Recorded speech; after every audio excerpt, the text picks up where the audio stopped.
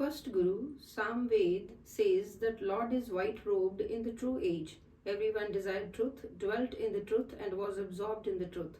The Rig Veda says that God is fully pervasive everywhere, and amongst the deities, the Lord's name is the most exalted. By uttering the name, the sins depart, and then Nanak says, man obtains salvation. In the time of Yajurveda, Karna, Krishna of Yadva tribe, seduced Chandravali by force. He brought the wish-fulfilling tree for his milkmaid and revelled in Vrindavan. In the Dark Age, Atharvaveda became prominent and Allah became the name of the god. Men then took to and wore blue robes and dresses, and Turks and Pathans established their rule. The four Vedas were professed to be true. By reading and studying them, one finds four doctrine in them. By cherishing love and meditation of the God and calling oneself lowly, it's then, Nanak says, that one obtains salvation.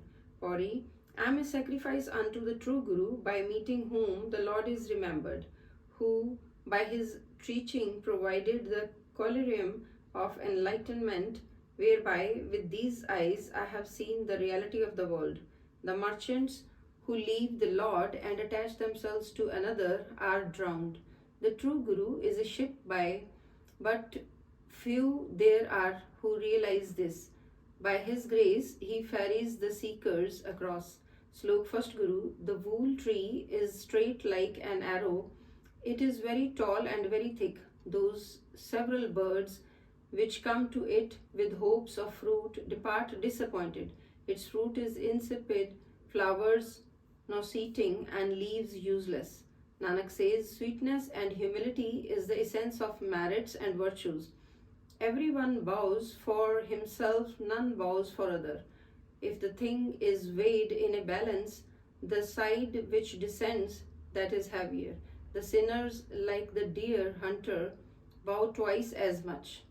What good by bowing merely the head when the heart goes towards impurity?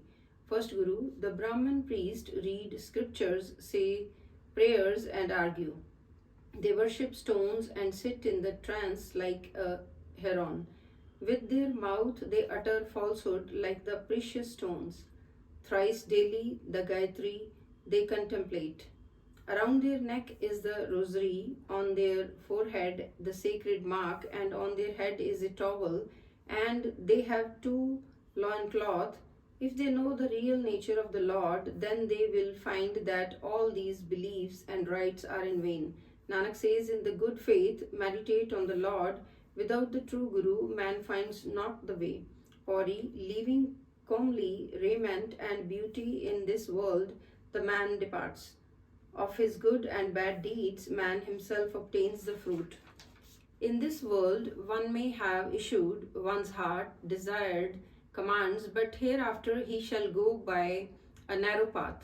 All naked as he goes to the hell, he looks horrible. He repents for the sins he had committed.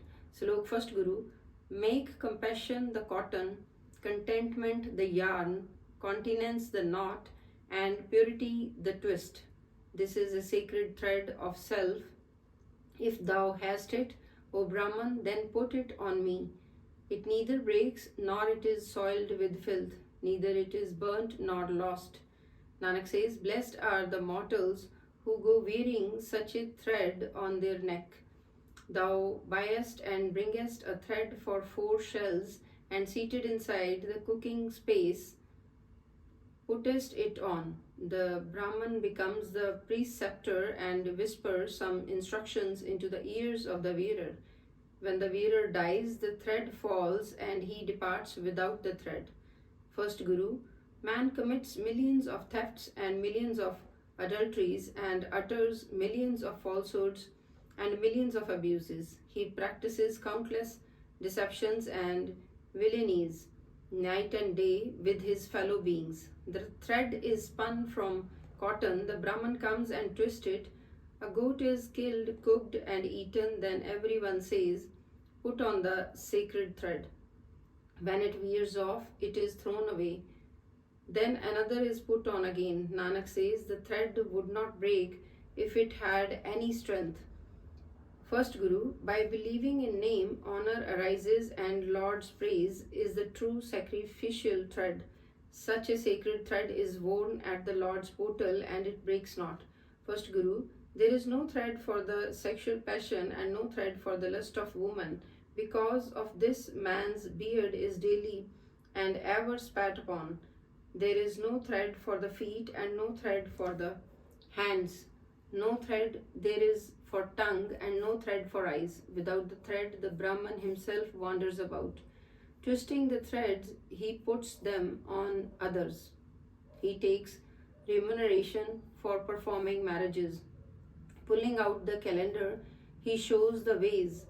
Listen and see, ye people, to this strange thing, the Pandit mentally blind is called wise. Pori, the man to whom the Lord is compassionate and shows mercy, performs his service.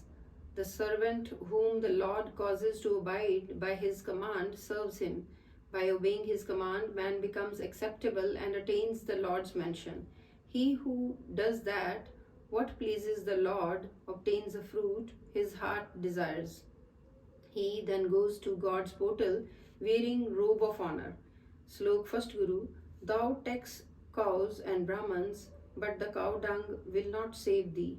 Thou wearest a loincloth, puttest a frontal mark, carriest a rosary, and eatest the provision supplied by the unclean.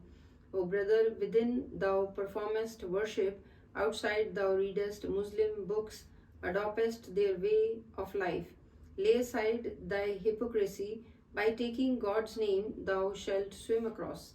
First Guru, man-eaters say the prayer, they who wield the knife wear thread around their neck.